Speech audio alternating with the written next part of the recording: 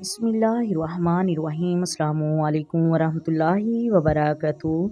محترم ناظرین، بہت سارے لوگ یہ بات نہیں جانتے، اکثر لوگ یہ غلطی کرتے ہیں کہ سنت نماز فرض کی طرح ادا کرتے ہیں اور فرض نماز سنت کی طرح ادا کرتے ہیں۔ حالانکہ فرض اور سنت نماز ادا کرنے میں فرق ہے۔ فرض نماز میں کیا پڑھا جاتا ہے اور سنت نماز میں کیا کچھ پڑھنا ہے، مکمل بتائیں گے۔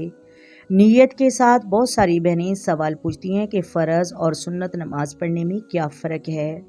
بہت سے لوگ یہ چیز نہیں جانتے، اکثر لوگ پڑھنے میں غلطی کرتے ہیں کہ وہ سنت نماز فرض کی طرح ادا کرتے ہیں اور بعض لوگ فرض نماز سنت کی طرح ادا کرتے ہیں۔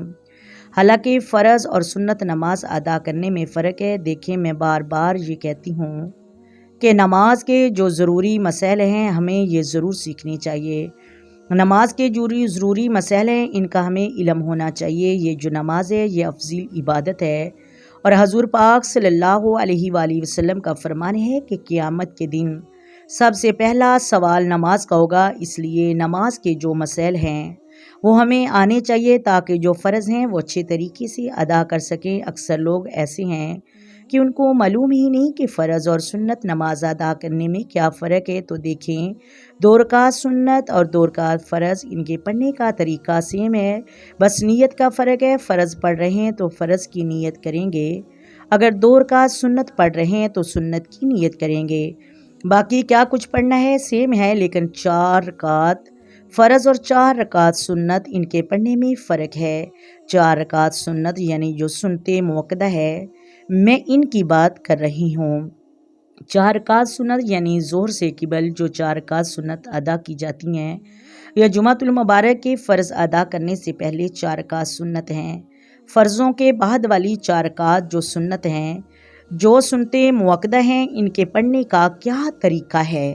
سنت نماز جب آپ ادا کرتے ہیں، سب سے پہلے ہم نے نیت کرنی ہے۔ نیت جو ہے وہ دل کے پختہ ارادے کا نام ہے۔ نیت کرنے کے بعد سب سے پہلے ثنا پڑھنی ہے، پھر تعوذ تسمیہ پڑھیں گے۔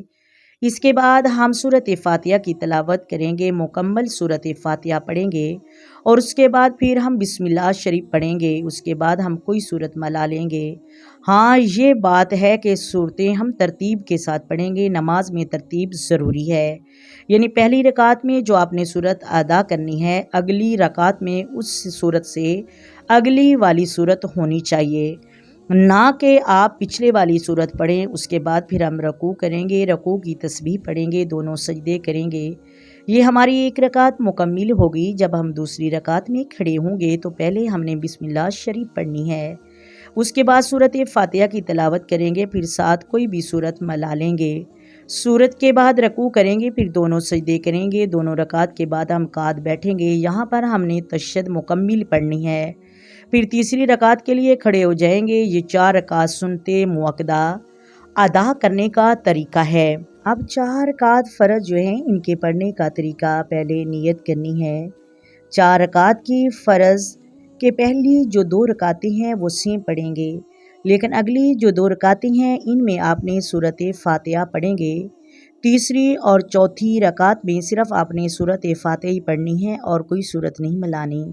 لیکن بعض لوگ یہ سوال کرتے ہیں کہ اگر ہم بھول کر سورت ملائیں یا جان بوجھ کر ملا دیں تو ہماری نماز ہو جائے گی۔ فرض کی تیسری اور چوتھی رکعت میں اگر بھول کر سورت ملائیں، نماز تب بھی ہو جائے گی، اگر نہیں ملائیں گے تب بھی آپ کی نماز ہو جائے گی۔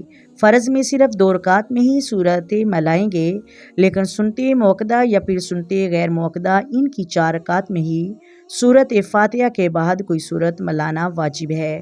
امید کرتی ہوں آپ کو ویڈیو کی سمجھ آ گئی ہوگی۔ اگر ویڈیو اچھی لگے ویڈیو کو لائک کریں، شیئر کریں اور چینل کو سبسکرائب کریں۔ آئیں مل کر آقا دو عالم نور مجسم سرور کائنات صلی اللہ علیہ وآلہ وسلم کی ذات پر درود و سلام کی نذرانے پیش کریں۔